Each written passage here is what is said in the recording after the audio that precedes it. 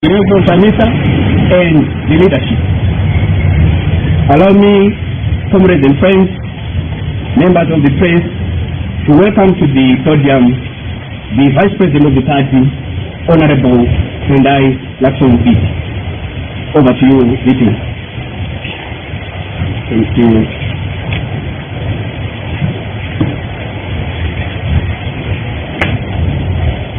Good morning, ladies and gentlemen, members of the Trumpet State.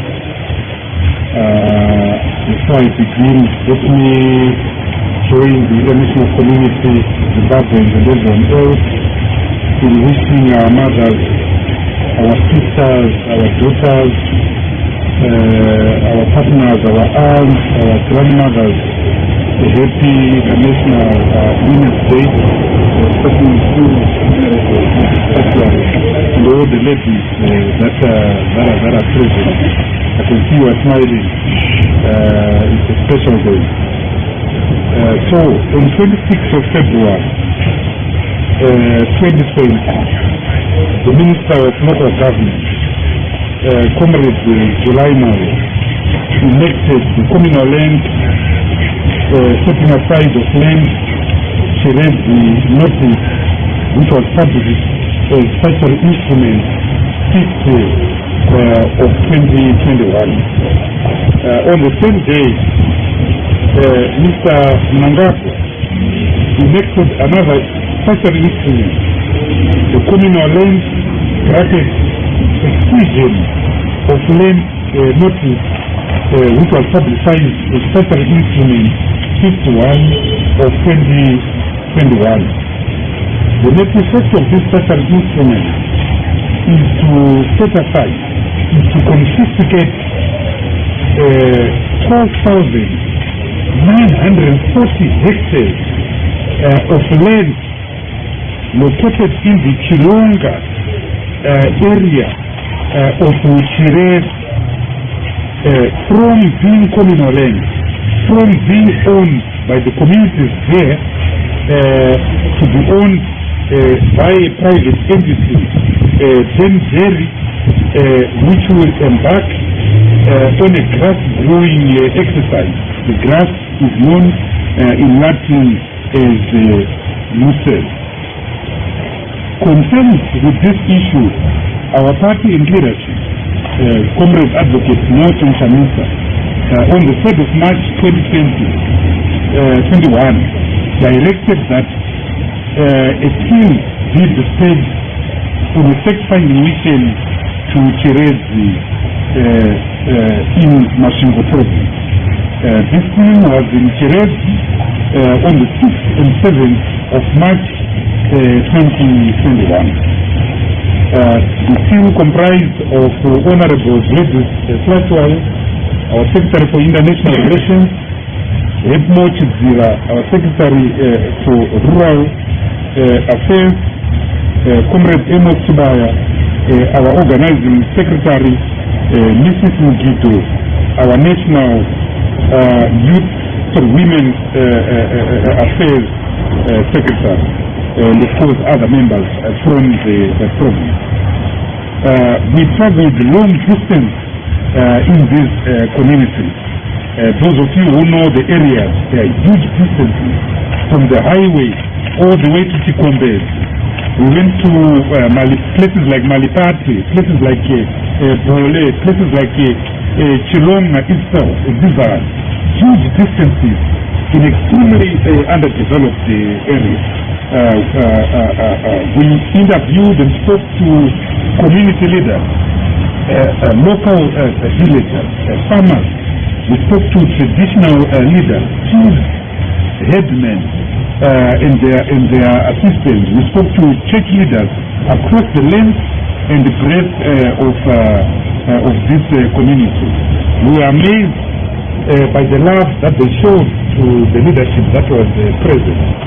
But we saw a very broken community, a very fractured community, a very uncertain community, a very fatalistic community. We saw a very underdeveloped community. It's been 41 years of independence, but to both communities, independence just moved and passed through like the wind on its way to South Africa. The extent of the underdevelopment is shocking. We couldn't find anywhere to sleep. There was no hotel, there are no lodges there. So we actually had to sleep in cars and in the houses of our party members. We couldn't even find gas stations to fill up our cars. And we had to buy diesel, for instance, from communities which actually buy diesel from Mozambique. In many of the areas there, they actually don't have access to basic Zimbabwean amenities. There is no radio there. So people listen to South African radio, people listen to South African television. There are no mobile networks there. So people actually use MTN. So in that part of the world, in that part of Zimbabwe, MTN is actually the dominant mobile network there. There are hardly any schools there. There is hardly any secondary school with A-level and with laboratories which can offer science. There are few clinics, there are few hospitals, and they offer nothing. Then you could see massive expanse of national parks in Gonarejo. So people live around these parks, Malulangwe, Swat, and Gonarejo. So part of the challenge in those communities are wild animals. With the opening up of the trans-frontier border, they've opened up Kruger National Park with the Gonarejo in another park in Mozambique. Animals are now roaming the three countries. So one of the traditional leaders we saw there, his biggest problem, apart from the Chilonga displacement, were actually wild animals. Rhinoceros and black rhino, which he said came from South Africa. But how do you know it comes from South Africa? He says, no, ours are well behaved. These ones are from South Africa. So these are challenges that these communities need. So we saw the challenge of an even and an equal development. We saw the challenges of exclusion and isolation in those communities. We spoke to these communities extensively. And our information department will be releasing a video clip of the communities speaking for themselves, of the individuals speaking for themselves. So there are 5 dominant issues that we established. Firstly, we established that this is an extensive program of displacement. The government is going to displace these people in 3 phases. So phase 1 covers 4,500 people, and the 4,940 hectares of land have already been specified. Phase 2 and phase 3 will take more land, so that the total land that they intend to take is 21,000 hectares. And that's a massive piece of land from these communities.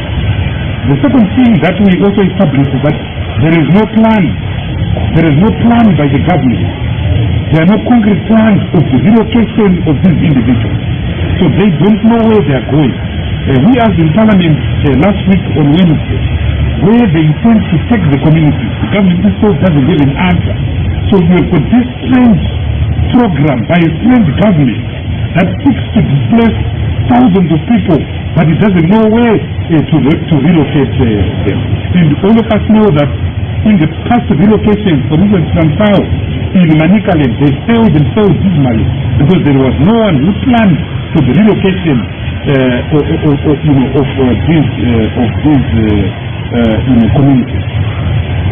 The third issue which the community is asking is, why us? This is a community that has been displaced twice in its history. In 1963, for instance, the Ian Smith government displaced this community to create and make way for the sugar estate under Hippo Valley and the Tongat village. So they were displaced, thousands and thousands of them were displaced to make room for Hippo Valley. The second phase of the displacement before independence was to make way for Gonarejo National Park.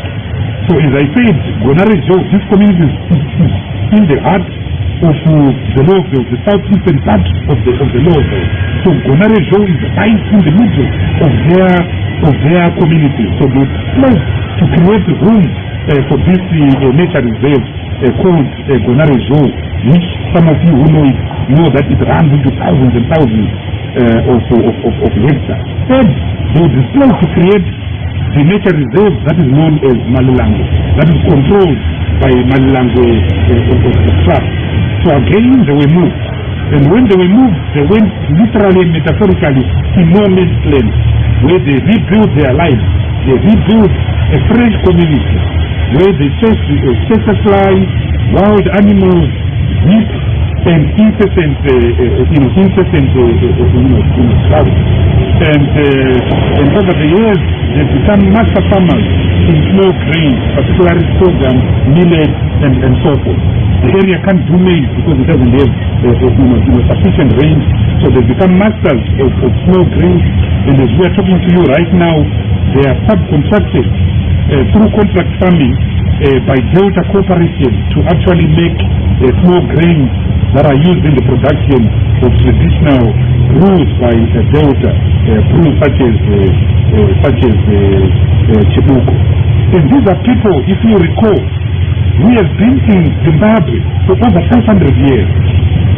Shaka Zulu Sinsekwan took place in 1830.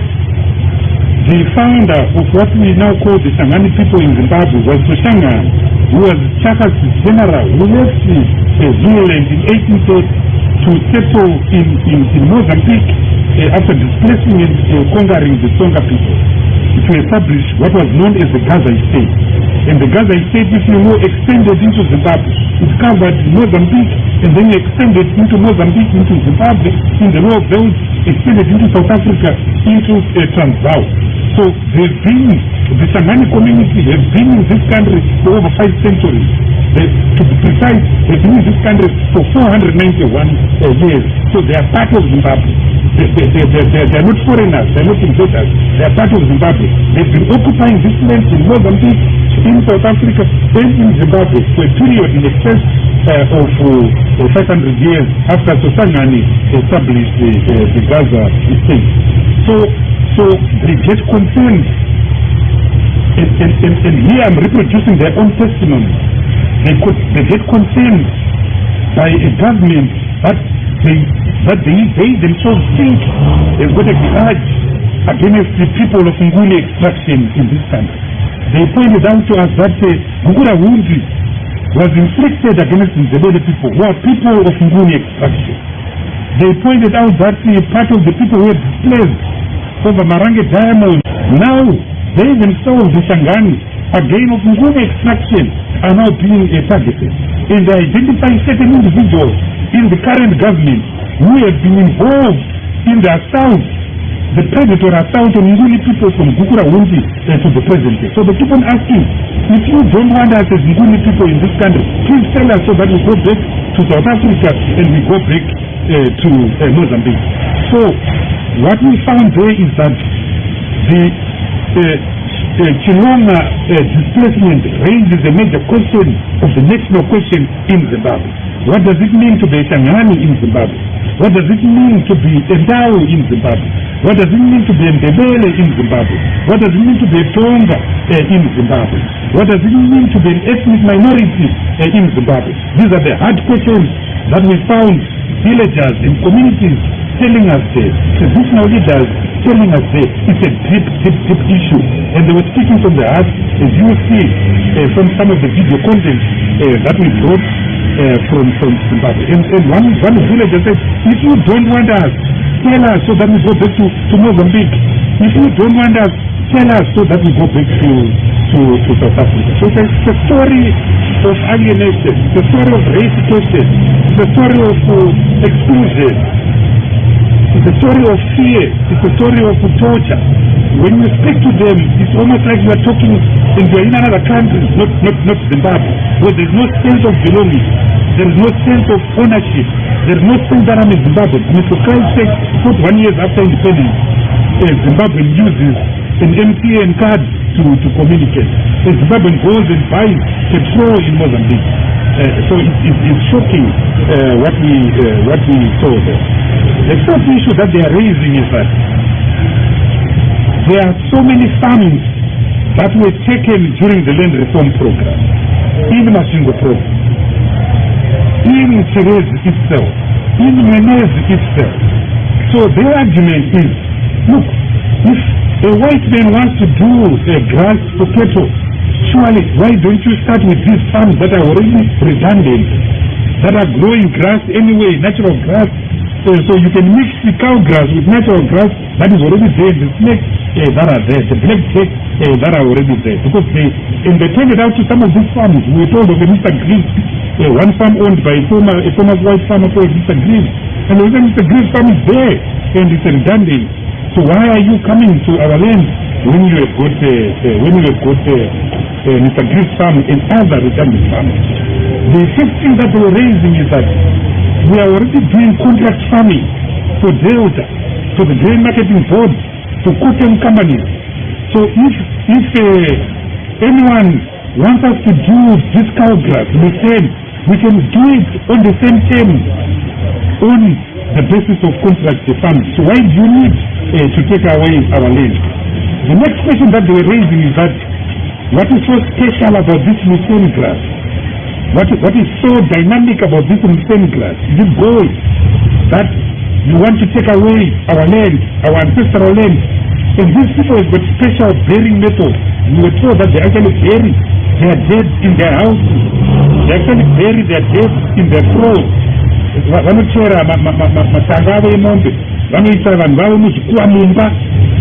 were saying, how are you expecting us to leave our ancestral homes? And are you saying as a government that the cow grass is now more important than us, the people, than our graves, our shrines? So to them, it doesn't make sense. They also believe that there is an ulterior motive here. They also believe genuinely that the land that they are occupying land that must be on top of diamonds, that must be on top of gold or some other precious mineral. So they genuinely believe that they're being described in order to make way for extractive institutions that are going to mine this gold or this diamond. They also don't understand why some of them who were displaced in those communities to make way for Token Kosi dam. Now that Token Kosi is now ready, and now that Token Kosi irrigation schemes can be made, and they were going to be beneficiaries of irrigation schemes supported by Token Kosi water infrastructure. They are now being displaced from the hinterland of Tubi Kosi. One of the things that they also raised was that we actually participated in the war of liberation. They showed us mass graves of people buried dead and so forth in graves during the war of liberation. So they don't understand that why they are being displaced to make way for one white man when they participated in a war of liberation whose centerpiece, whose center of gravity was the land question. So they actually don't understand why one man should be given 12,940 hectares of land when they sacrificed and fought during the war of liberation. They can't have answers to that. They also are saying we did not benefit, not a single Shangan benefited from the land reform program. They point out to the fact that if you go to Hippo Valley and Triangle and the Tonga Village sugar farms that were given to black people pursuant to the land reform program, you will not find a Shangan. They say if you find a Shangan will be a gardener or a laborer in those communities. So they're saying we didn't benefit from the land reform program, but we're now taking our own communal land when we didn't benefit from the land reform program. So these are hard questions. There's also a gender dimension. There's also a gender dimension to this move by the government of Zimbabwe. The communities are saying because there is no employment in this neighborhood, the majority of our children, our sons are in South Africa, working in South Africa. So the people you are actually relocating are women. How are women going to build new homesteads? With what money, with what power, with what resources? So there's a genderized component to this relocation, which they also raise in these communities. So, what is our way forward as a party? We demand forthwith that the government should stop this relocation. We demand that the government should repeal as a matter of urgency Statutory Instrument 50 of 2021 and Statutory Instrument 51 of 2021. But more than that, we argue that the government should, as a matter of urgency, repeal the Communal Lands Act. The Communal Lands Act was passed by the government of Zimbabwe in 1983. But when you look at it and you read it, it is worded exactly, literally word for word, with the Tribal Trust Land Act that is repealed. The Tribal Trust Land was passed by the colonial regime in 1931, the same year that was passed the Land Approachment Act of 1931, which took away black people and placed them in tribal trust land, Maruzeva, communal land. It stripped black people of their land, and even those tribal trust lands, they were not given in trust to traditional leaders, to chiefs. They were given not in trust to the president. They were given to the president. The sitting president was given ownership of tribal trust lands. I was reading the act this morning. I thought it would say the president is holding tribal trust lands in trust. It doesn't even say that. So the president of the day can literally treat tribal trust lands or communal lands as his private property, as this one is doing, taking away land and giving it to his cronies. So we demand that there must be an immediate repeal of the tribal trust lands Act, now known as the Communal Lands Act, so that land vests with the people, so that villagers who have stayed in land for thousands of years are actually given that land. We say in our blueprint, our manifesto of 2018, the SMART document, that everyone on land in the communal lands, which measure 19 million hectares across the land and breadth of Zimbabwe, should be given a certificate of title on his rural land, which is settable, which can be hypothecated, i.e. you can take it to a bank and borrow on it. Which means that you cannot be dispossessed of your land without compensation. Which means that you become subject to protection of the property rights provisions of the Constitution, in particular Section 71 of the Constitution. It is absurd 41 years after independence that a rural farmer, a communal farmer, and all of us have rural homes, you actually don't have right to that land. That land that is not even being held by the president in trust, is being held by the president in his capacity as a president. This is atrocious, this is unacceptable. Secondly, the right to consult must be entrenched in the law. If there's a developmental project in the national interest, the people must be consulted. One chief said there must be a referendum in this community, on this land, because you simply can't just wake up in Harare, working up on the wrong side of the bed and say, I'm taking away 12,000 hectares or 1,000 hectares. So the affected individuals must participate in a referendum. Are you for this development project?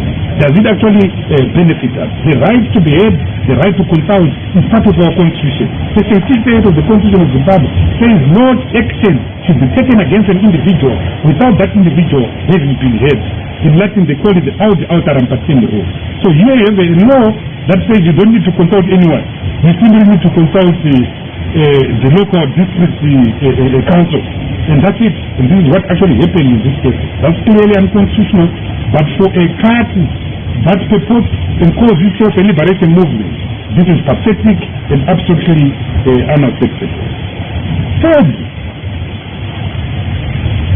given the uneven and unequal development that we saw in Chile, in Chilonga, in Malipati, in Bole, it is our submission that devolution laws must be expedited in this country so that these communities can have self-governance. They're still excluded. So pass the devolution laws so that these people can exercise self-governance over their own, resources. Next, we feel that the national question needs to be re-examined in Zimbabwe. And we suggest that an inclusive body be set up to actually look at the national question in Zimbabwe. What does it mean, as I asked before? What does it mean to be of Nguni extraction in Zimbabwe? To be a Tonga, to be a Ndau, to be a Shangani, to be a Tsonga. What does that mean to be in Zimbabwe? Because there's so much exclusion, there's so much alienation, there's so much race cases, there's so much abuse of ethnic minorities in Zimbabwe. They were talking about schools with being taught by people that can speak the local language, Shangani. They were talking about pastorates that are a disaster because the teacher doesn't understand the customs of the community. So the issue of integration, the issue of resolving the national question is a disaster. Finally, and to conclude, what is happening in Chilonga is a price that Zimbabwe is paying for the crisis of illegitimacy that is arising and that arose out of the 2018 election. If we had a people government, no people's government would do what Mr. Mnangagwa is trying to do in Chilonga. You can't take away land and give it to your buddies, to your cronies. You can't take away crony capitalism to this level. So Zimbabwe needs to resolve the political question. We need to resolve the crisis of illegitimacy to avoid what is happening in Chilonga. And of course, we, the people of Zimbabwe, we have decided to exercise our right to dissociation with the product known as dairy. So the communities, they appreciated the stance we have taken, that we have dissociated ourselves with the product known as dairy. They were so happy when we said, from now onwards we're all drinking dairy food. No to dairy, no to dairy. I thank you very much, ladies and gentlemen. Thank you, Kisile, Vice President. Any questions from the members? Any questions? No further questions. My question is the government really aware or unaware of the context in which you've placed these displacements? Is the government aware that people are feeling this way? Is the government aware that all that they are doing is going back to 1830? Is the government aware?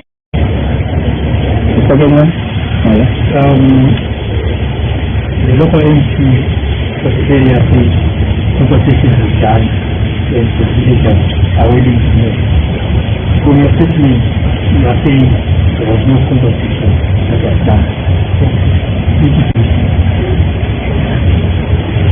Clearly there was no compensation that took place. The communities there are very clear. They are very clear. They don't want to move. They don't want to move.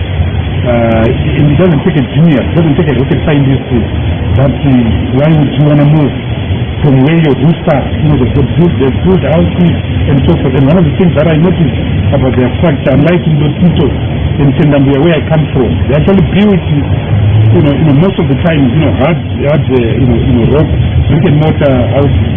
So you can't abandon that infrastructure. Remember, there were thousands of kids in South Africa who send money. So the government definitely did not consult. And we challenge the government, ask for a referendum there on the people, you see the result. It will be overwhelming. It will be clear. They don't want to move. And instead they said, look, we don't even want aid from you. Just leave us with our land, because they are successful program producers. It's literally each household has got cattle, and literally every household has got amazing, goats and pigs, that roam around. So the per capita income of that community, compared to places such as Matshona and Central, Mat North, Mat South, should be very high, should be higher, because they're able to do their things they're able to do their farming. So there are people that will leave us alone, and we also leave you alone. Don't disturb us.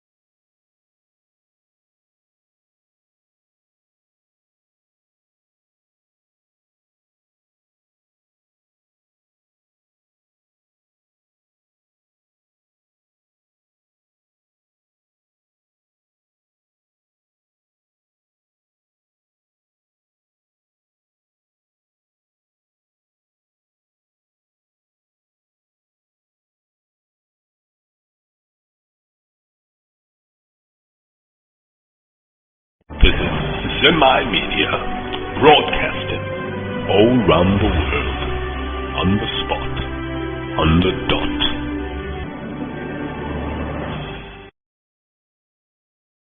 This is semi-media broadcasting all round the world, on the spot, on the dot. This is semi-media broadcasting all round the world, on the spot, on the dot. This is semi-media broadcasting all round the world, on the spot, on the dot. This is semi-media broadcasting all round the world, on the spot, on the dot. This is semi-media broadcasting all round the world, on the spot, on the dot. For the irrigation infrastructure, they were very clear. This is semi-media broadcasting all round the world, on the spot, on the dot. This is semi-media broadcasting all round the world, on the spot, on the dot. Obviously, as a Zimbabwean, I'm total against the excision of a group of Zimbabweans to another country. And I think that the South African government would say no as well. The Zimbabweans must be integrated, which is why I say, please enact the laws dealing with devolution.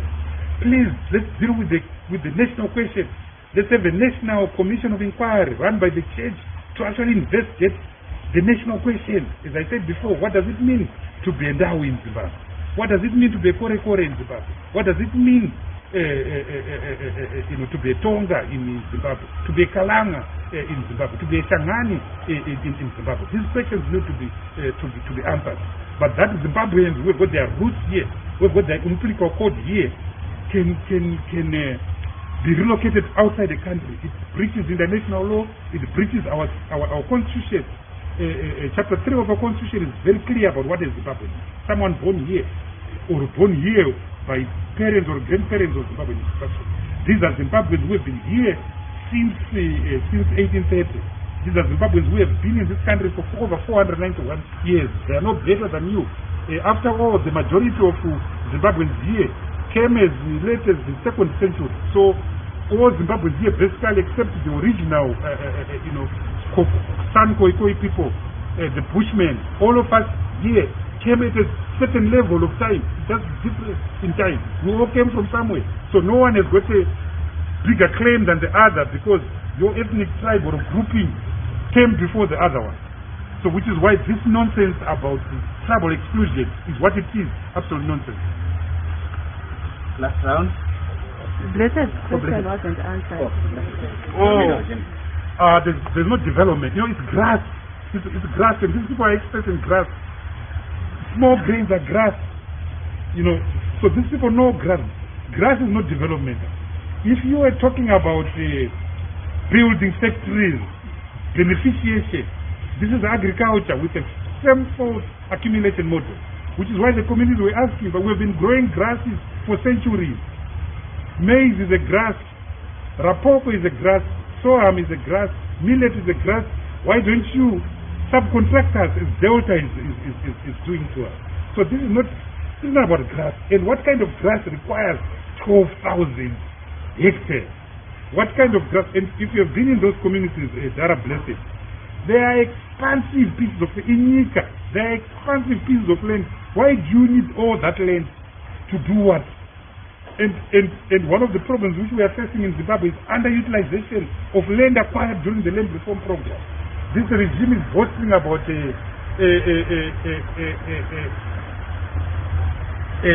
harvest, a bamba harvest this year. At most, if we do well, it will be 2,000 hectares. Little Malawi, which has got half the land, which doesn't put not even a quarter of the resources that we put on command agriculture, we produce 3.2 million tons of meat. That's a bamba harvest. Now you are talking. So we produce maybe 1,800 tons, maybe 2,000 metric tons, but because the government is desperate of success, it is going to call it a bamba harvest. But why can't we produce 4,000 metric tons? Because 3/4 of the land is idle. 3/4 of the land is not being used.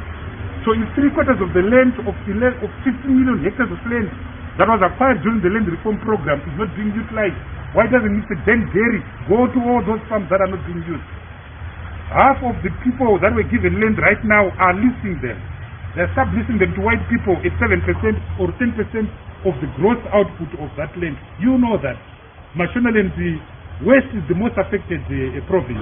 They are now landlords instead of farmers.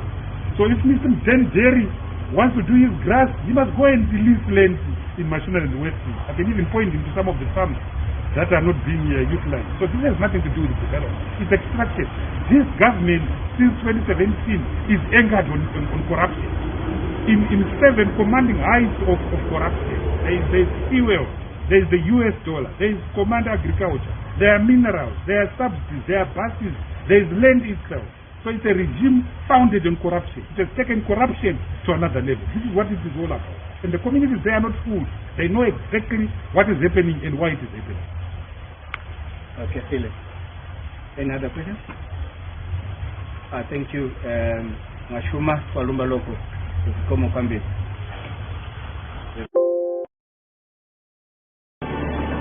is Semi-Media, broadcasting all around the world, on the spot, on the dot.